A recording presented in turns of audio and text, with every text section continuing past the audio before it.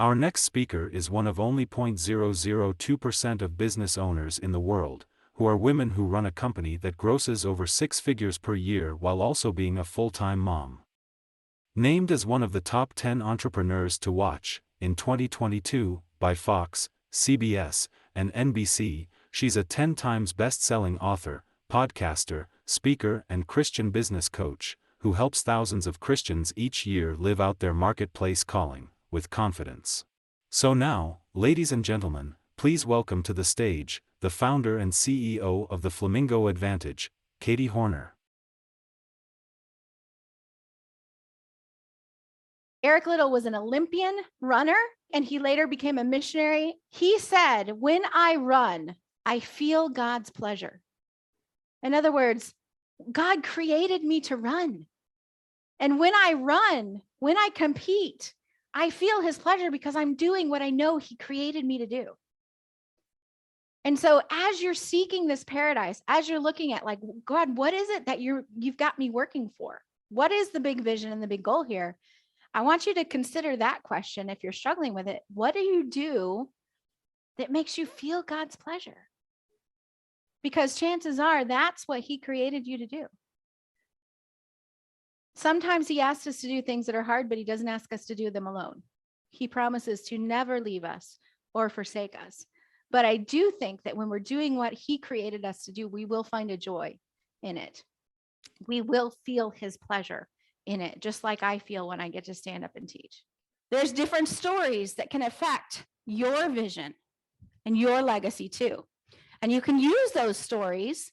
Once you recognize them, you can use those stories in your own marketing efforts to your people. And so when we were trying to figure out how can we support ourselves here on the mission field with very little ministry money coming in, we decided to create a curriculum that didn't exist in that language. And so by the Lord's grace, lemonhaas.com, our Spanish business, has now got 8 grade levels of homeschool curriculum that's all literature-based. And it's still the only literature-based homeschool curriculum in the Spanish-speaking world today. All right, 8 years later, 10 years later, and the Lord has grown that. But it started with, this is a need. This is something nobody else is doing. Why is no one else doing this? We could do this, right? And it started with that need. But we had trouble with the credibility side. And so one of the stories that's going to help shape your vision is that credibility. Now, I had a master's degree in teaching. I didn't have any official business training, but I did have a master's degree in teaching and curriculum development. My husband had some business training and more hands-on construction degree, right? But here we were with this big burden and this big job to do to get started. And so somewhere along the line, we ended up working with a coach because we felt like we were in a spot that we were just really stuck. And he said to us one day, he says, "Katie, I don't think you realize what you have done." He said, "You're out here trying to help these parents and do all this, and yet you're downplaying what God has done in you and through you." He said, "Do you realize that you have a master's in education? You've moved to another country. You've learned a second language. You've created a curriculum that didn't exist before. You've hosted the first in history online summit for Spanish speakers who homeschool their children. You've published over 60 titles in 8 years. You've got several bestsellers. You've created 20 some courses. You've got over 8,000 students in all this time.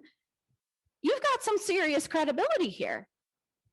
And that was the first time that I saw it. I needed to have somebody else speak into me. I knew I'd done those things, but in my background and in my upbringing, I felt like it was prideful of me to share that. He says, "It's not prideful to state the facts. This is what God has allowed you to accomplish." Just like Nehemiah said, "I didn't make the king do that for us. It wasn't me." He says, "The gracious hand of our God did this." And that's what that coach said to me that day. He says, "You have credibility because of what your God has allowed you to accomplish." And when you think about your big why and you think about your vision for what you want to accomplish through your business, I want you to think about those things that God has allowed you to accomplish, not from a place of pride and look at all the stuff that I've done, but from a place of, look at what the gracious hand of our God has allowed us to do to be able to serve our people. And that gives you credibility. The things that you have done, the things that you've accomplished, the things that you're putting out into the world, the things that you have learned, the trainings you've been through, all of that helps to be credible. A sale is not just a sale. It's a chance to impact a life. It's a chance to impact a person who has a soul, who needs the message that God has given us. It's a chance to realize that you have an opportunity to believe in your people until they can believe for themselves. What does God say in Jeremiah, the verse that Tressa shared in the exercise class this morning? He wants to give you a hope and a future. So many people are out there looking for hope. The reason they're interested in your product is there's a hope of a change. The reason they need your service is they're hoping for change. And you get to come in and give them a hope for a different future. That's a biblical message. You were not given a business just to make revenue. You were given a business to impact people either directly through your message or indirectly because of the good that you can do when you do well in your business.